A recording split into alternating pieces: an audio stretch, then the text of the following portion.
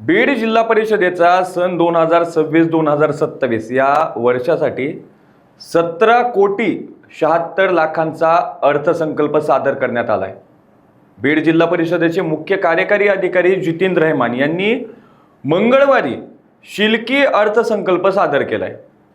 विविध विभागाचा 17,76,18,000 इतका विविध विभागावर खर्च करण्यात येणार आहे।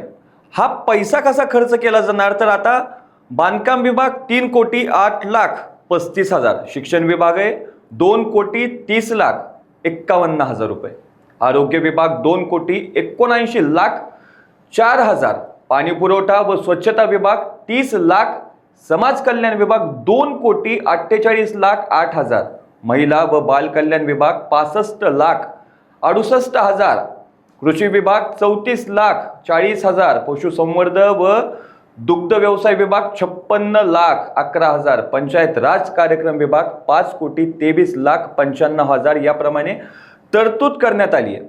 यावर्षी जिल्हा परिषदेने जुन्या काही योजना बंद करत अनेक नाविन्यपूर्ण योजना सादर केल्या आहेत। यामध्ये प्रामुख्याने ग्रामीण भागातील शाळकरी मुलींसाठी सायकल, मागासवर्गीय भागात अभ्यासिका उभारणे, दिव्यांगासाठी दुचाकी योजना, जिल्हा परिषदेच्या माध्यमिक शाळांमध्ये CCTV इत्यादी योजना प्रस्तावित आहेत।